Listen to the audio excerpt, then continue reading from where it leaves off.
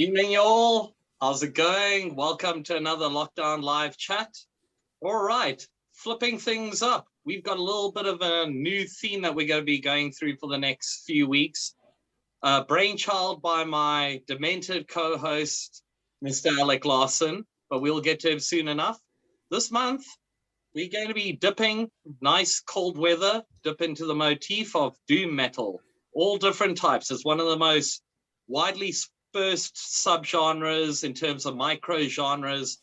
You got everything from death doom, cavernous doom, psychedelic doom, stoner, sludge doom, all of those. So yeah, here to help me unpack it, my awesome co-host all the way from Joburg, Mr. Alec Lyle. How's it going?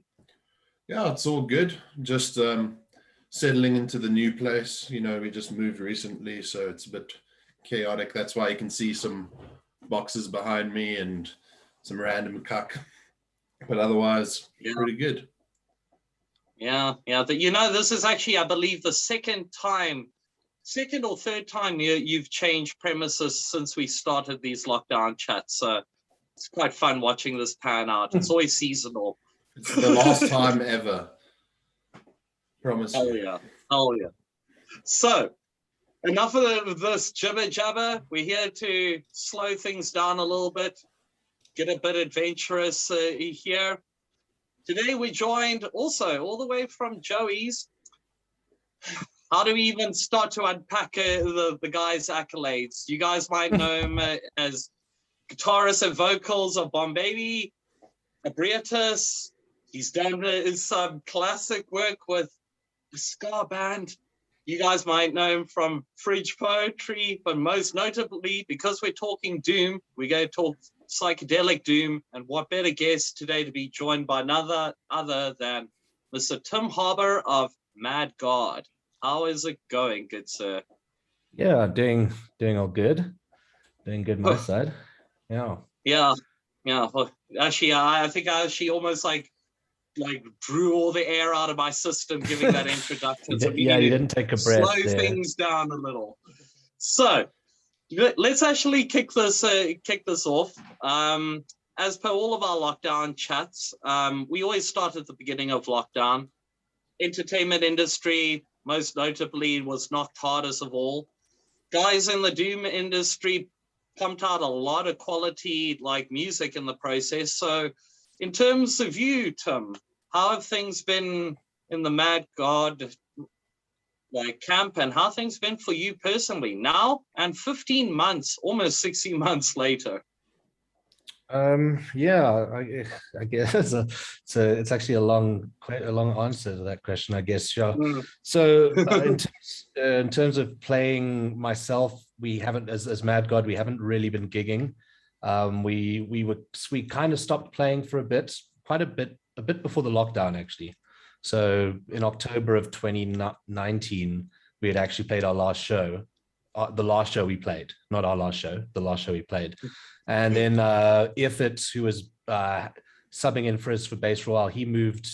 So he left. And then we kind of were like, well, let's just figure this out for a bit, write some music, which we have been doing, but very slowly. Me and Patrick, who's the drummer, who's the other member he's been there since the beginning. Solid gent. And yeah, so we have started writing some new music, but I must be honest, I'm not that motivated to write music at the moment.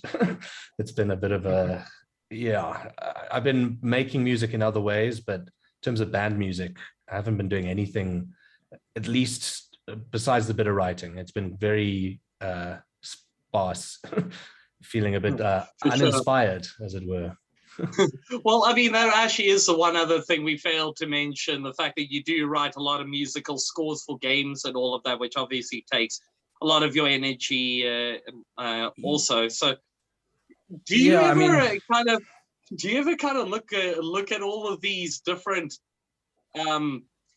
things that you've dabbled in and kind of think, wow, I've done a lot in a lot of different fields? Yeah, you kind of, I guess one thing that I've always tried to do with music or creation is just to make a lot, and sometimes something's not as good as you'd like it to be, but you just got to get it out and do things. So I've done a lot of things quickly. You say I spend a lot of time on game soundtracks. I haven't done that many soundtracks, and when I have done them, I wouldn't say I spend more time on them than other things. I kind of like to finish songs and move on, and then come back and touch it up if it needs fixing, and sometimes it doesn't. It's if you sit too long on one thing, you can feel like you never get anything out. So it's more like that approach to things, that I'll do pretty much anything. I've like I said, recently I haven't. Maybe it's because in a year I'll always usually make a bunch of music, and in the last year I haven't done anything, so it feels like nothing. It feels like such a long time of doing nothing, where it's not that long, but the lockdown is that same effect. It feels long, and it is long, but it's not that long. It's just like this limbo state. Yeah, no, 100%. It's been crazy recently in terms of just like, I think everyone's getting knocked hard by almost like the lockdown fatigue. Yeah, definitely. And it's not, going out doesn't change things, because you go out and you're still stressed because there's so many people around, and they're not doing it. If you like, even if you're at a braai of friends and it's 10 or more people, it's like, it's just a risk. Before obviously all the heavier restrictions came into play. But so you're never really relaxed, even when you're now going out. It's actually when you're home you're the most relaxed, because at least you can be. I don't mind being at home. Being at home is cool. As long if I've got stuff to do, I don't mind working from home. If I've got nothing to do, that's a different story. There's always something to do. Yeah, definitely. So let's take a stab at your like origin story when it comes to Mad God. Tell us how you guys like came up with the name, and like what got you into jamming this music. And also I guess like how you would exactly classify Mad God sound, like in terms of genres, if you wanted to. Okay. So I mean, I guess it starts with listening to Doom, and I guess for me, I'd listen to Black Sabbath, and I'd listen to all these bands, old, even Candlemass. Before I wouldn't have even called them Doom when I first listened to them. I would have called them heavy metal. That's what I would have called them. But I listened to a few bands. So bands you would classify now as Doom, and I didn't really hear the term go around much. And then I think it was like 2007, 2008, somewhere around there, where I first heard like Electric Wizard. We were actually out in, where were we? We were out in Hogsback.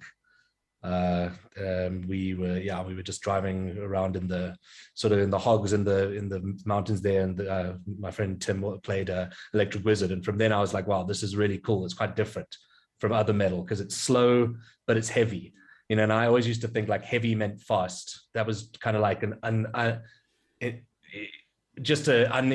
even think it consciously. It was just like the way I perceived metal music, and Cannibal Corpse is heavier because it's faster, and other bands that are like, bands that go faster, even heavier. And then, Doom was like super heavy, but super slow. And I thought that was really cool. And I kind of had a project I did with a friend, which was also so Tim Harrison was the original bassist of Mad God. And he got me into, we both got recording together rather. And with another mate of mine, Steve. You would have known Steve from the game, Steve Van der Walt. He had like a little sound card on his computer, so he could actually record into it, because it had, like a not terrible lag and okay quality. So we were recording. It was sort of doomy. There was a death metal-y song. It was called Milk-Fed Gimp, somewhere out there online. It's terrible. It sounds horrible, but it was kind of like the start. And then I kind of, I went through a bunch of bands, and then I came back to about 2014. That I came back after being in a bunch of different projects and trying to do different things and studying and working and whatnot. And we just were like, well, there's no bands like this. So, we should just do one in South Africa. It doesn't have to be that unique. That was literally our take. It doesn't have to be special. It can just be pentatonics. And that's what we did actually with our EP, and pretty much with the first album. We didn't really push the boundaries on writing in many ways. It was just, like structurally, we tried to have fun with it, but in terms of writing, it was very simple. It was just fun. It was just supposed to be fun and a bit heavy, and just and I that was cool. And yeah, and then the rest, there's not much more to the story. I guess we wrote the second album, which was a lot different, a lot weirder. We were trying to be I was trying to be, and I don't know what Patrick was. He wrote the one song at the end. We kind of mix and match. So I'll write some songs and they'll throw in other songs. So I'm not sure Patrick's intention with his song, but at least with mine, I was trying to be darker and a bit more weird. So it was really just to make that kind of music because I enjoyed it. That was really it, And it was fun. I think a lot of people, it was cool to see the response. You expected, like, I think the weird part about it is a lot of metal people didn't always like it, but we got like a lot of other weird sort of scenes, like the punks would really dig it, and you did get metalheads that liked it, but it's kind of like we would be playing more punk gigs than metal gigs, or more gigs with other bands that weren't metal most of the time. We didn't often get booked for metal shows, which was quite funny. Definitely. Yeah, definitely. Well, let's actually unpack the latest album. What's it? The Grotesque and Inexorable. yeah, that's it. The one thing that was very noticeable, and another doom metal trait, is the presentation of the actual albums. And you guys most notably have quite a wide range on your Bandcamp in terms of that album. So do you want to maybe unpack that a little bit? Sorry, what do you mean again? Sorry, can you repeat the question? I kind of missed it. On your guys' Bandcamp, the new album, there's quite a bit in terms of the physical copies that are available. Do you want to maybe a little bit of so yeah, well, it's the most of them are promoted. Well, so initially, let me talk about Tails. We didn't really have anyone else sell Tails for us or produce merch for us on Tails. I just printed 50 CDs, 60 CDs, something like that, and we sold them out. I printed a few more, and I think we've sold either once or twice more. So we sold about 100 and 150 of the Tails CDs, and that was just us printing. I just went to a shop here that printed, and nothing, we just shipped them over. We just sent them with South African Post, which was shockingly almost all of them got there. I think I had two complaints of CDs that didn't get there. Getting it out of SA seems pretty easy because once it's out of the postal system. But once if it's coming in, it can be a while getting in through the customs, But yeah, so with the second CD, we printed our own, and then we had a guy from, I think he's Russia or somewhere in that Eastern Bloc area, Narcoleptica Productions, who just wanted to make CDs for us. So I got a mail, and I was actually a little bit rude to him. I'm like, sorry, I don't want to pay for any of this stuff. So thanks, but no thanks. He's like, no, I don't want you to pay for it. I'm just asking what you want to do, how you want it. So he printed 100 or something, 150 digipacks, and he sent us a whole ton of them, also like 100 or so. So that's just, again, something was made by that guy. And then the tapes, so there's another small, I call them labels. They're more like some dudes doing good work, with a couple of helpers. But yeah, they are, it's essentially the same work as what a label would do. It's Red Hand Records. He just made 10 or 15 tapes for us, and we shoved it on our Bandcamp, and he keeps them in America. And if he gets an order, he'll ship it from America. So yeah, it was kind of like it looks very organized, but it was kind of hodgepodge of, different distribution methods and production methods. That's awesome.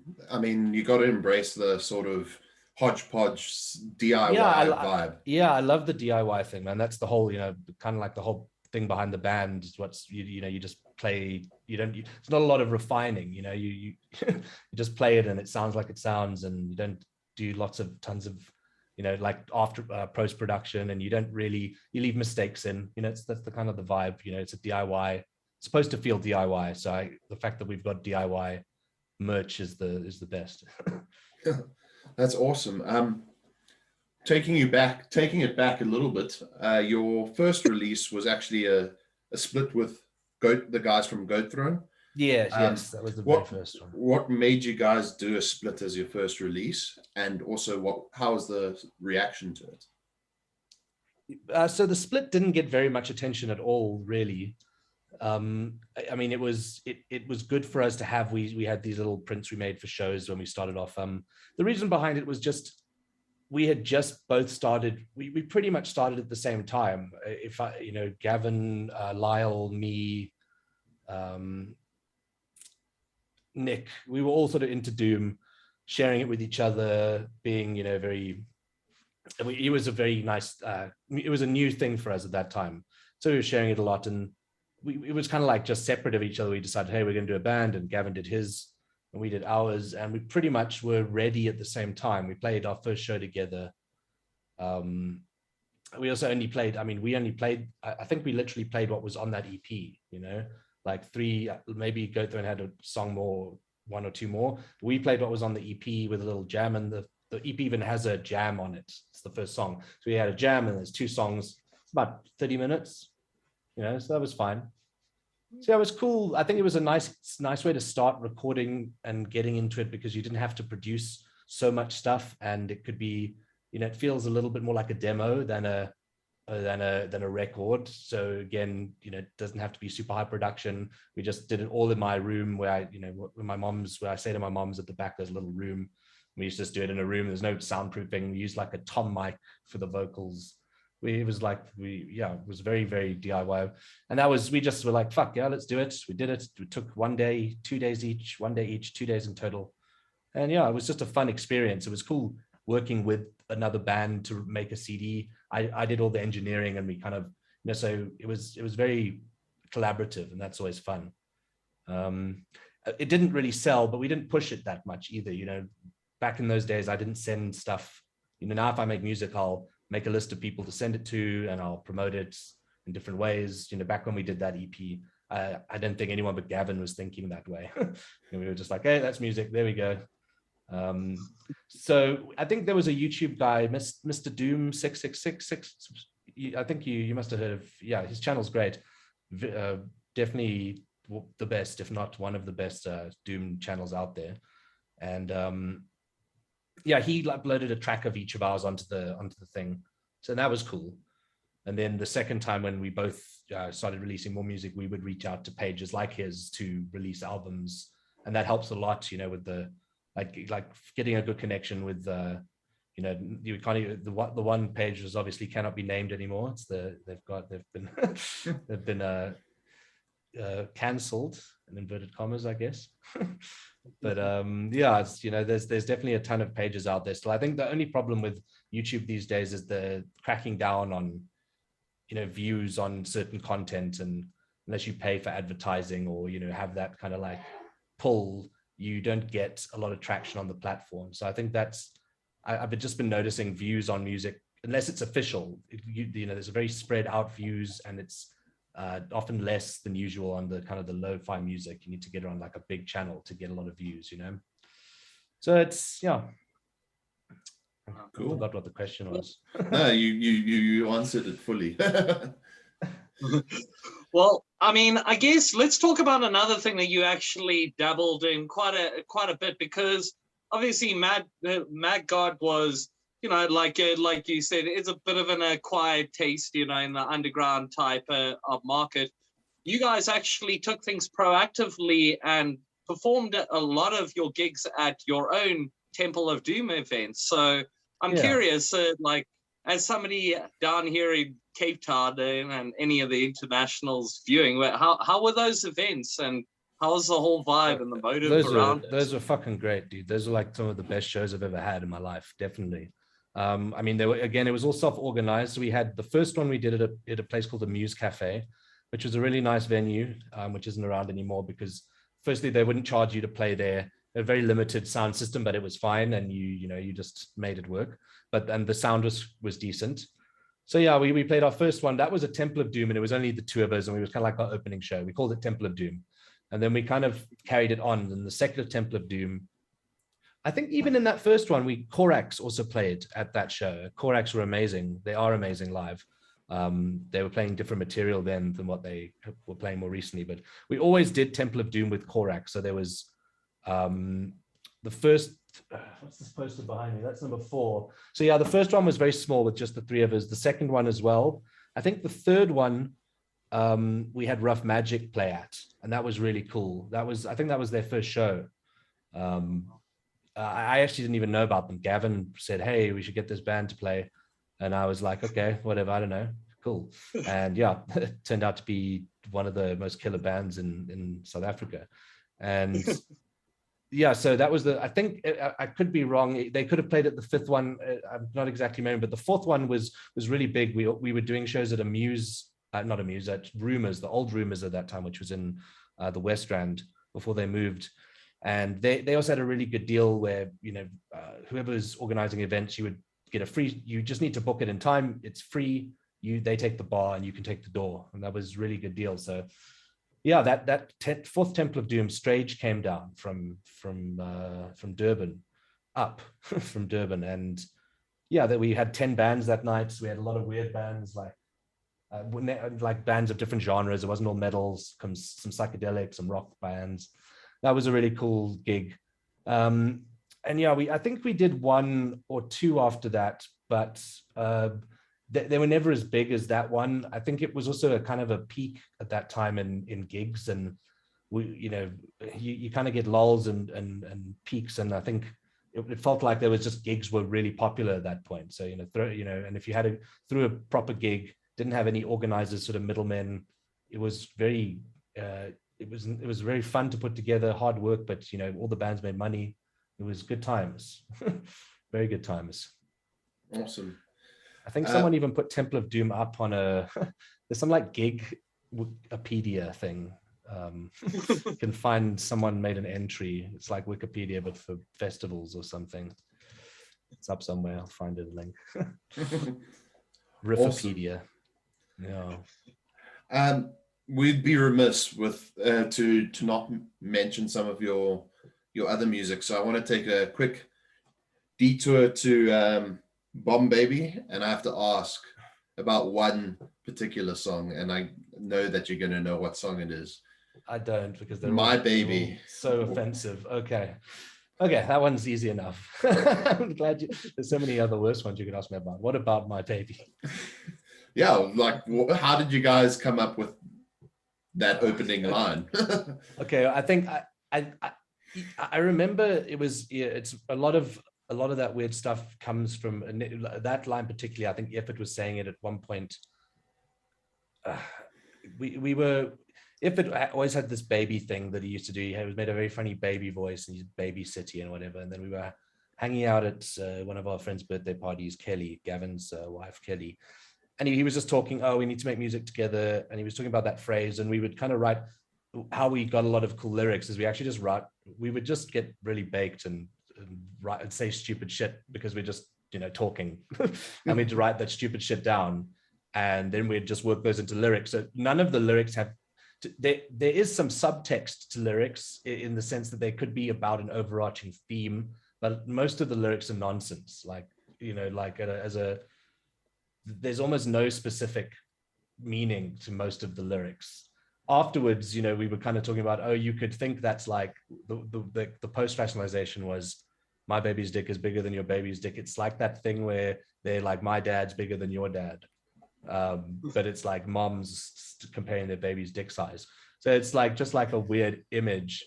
And then all the lyrics just followed with that first album. We wrote all the lyrics on the day we wrote the song as we were doing the vocals. So we did all the parts, we wrote the lyrics as we're singing. We just like, what about this? And you just sing it. So it's almost like incongruous some of the time. It's just like random crap that we were making up.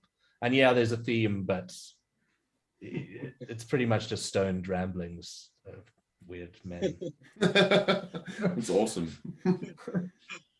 Yeah. Well, yeah, let's flip a little bit into the production and the recording. I know you did mention it earlier, but yeah, I mean, let's keep it simple. Simple question: how do you guys bring the sludge? Yeah, I think the best way is recording live is one of the coolest methods. We've only done it once on the last album where me and the drummer played everything together. Because Effort had just joined the band, then he didn't know it enough to play with us. Otherwise he would have. So it was just a logistical problem. And we wanted to get the recording done because we were ready. And if it had other recordings and all sorts of stuff. So me and Pat got into studio and we just played the whole album from beginning to end. We had like a couple of parts we weren't sure of and we just wrote them as we went through. And that was it. We edited that slightly. So if there were some bum riffs, we'll, substitute a part from a different part. But most of it was pretty unedited. As editing goes, it was pretty unedited. And that, did the vocals at home. It was a very quick, it took us about 17 hours, but we did it all in 17 hours, the whole album. And then if it did his parts, I added vocals. It took me about a week to do vocals. That was the vocals usually take the longest for me because it sounds so weird when you're not live.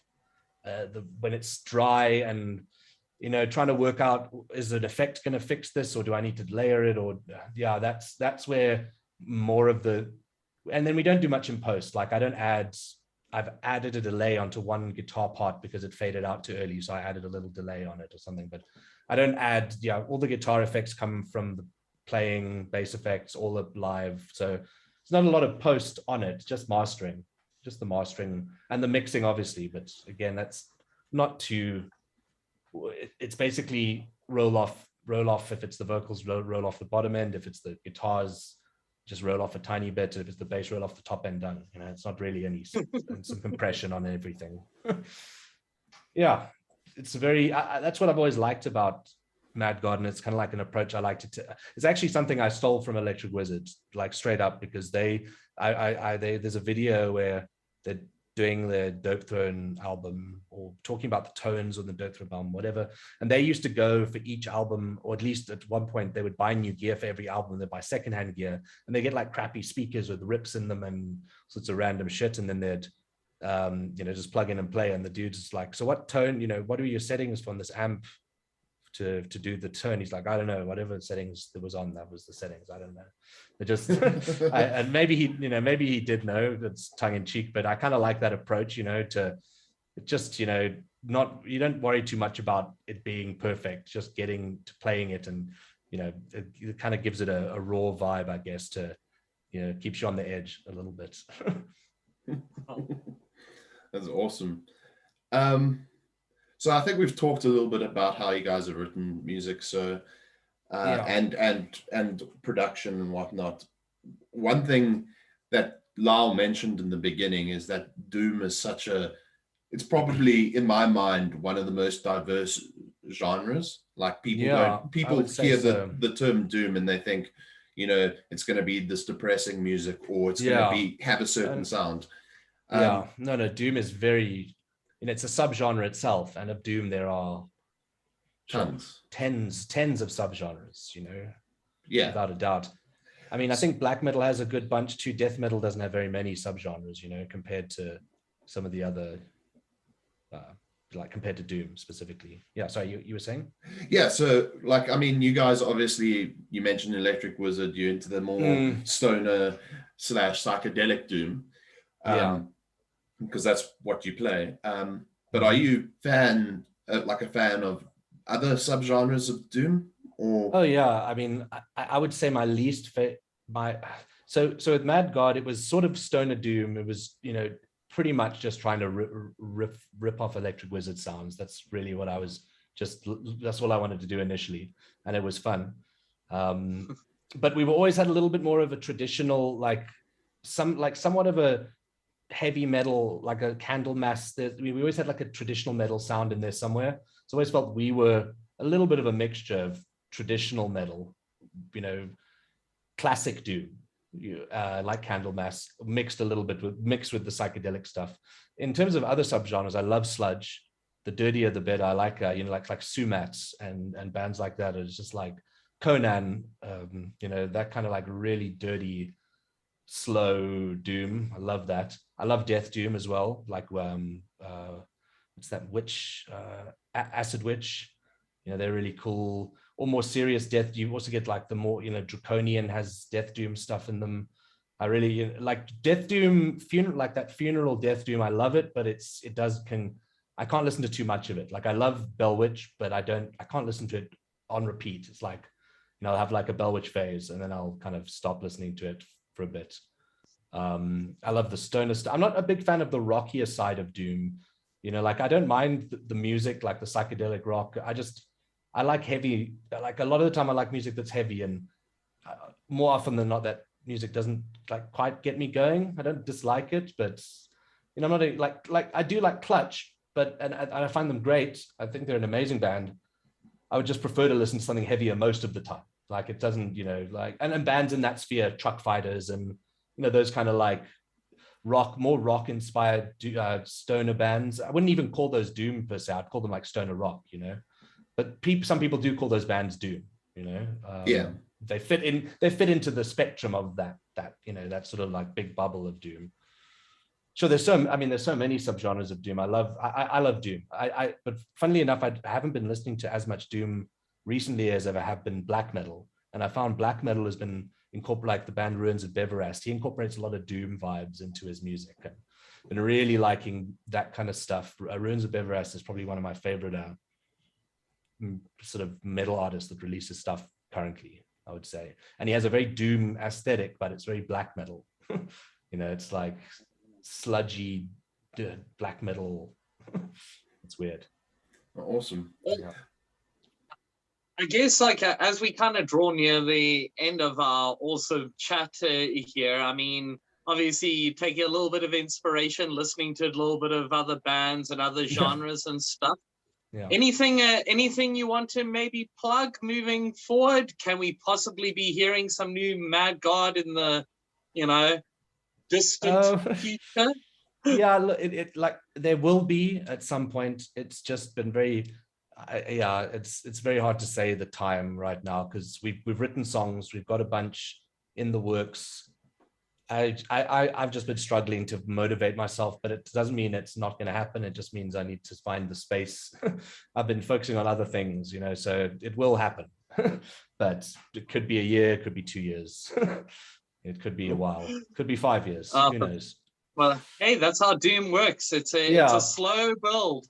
You know, we'll start the PR train in 2 years. It'll be fine, you know. Yeah, if I can plug anything, it would be one of the things I'd really support, and a friend of mine who, it's a website where I write reviews for, and they do podcasts and stuff, From Corners Unknown. Definitely check, you know, that's something I haven't been writing reviews in the last few weeks, but I write reviews there. I review metal albums all the time. I usually do one every 2 weeks. So last year I did about, you know, like 34 reviews or something.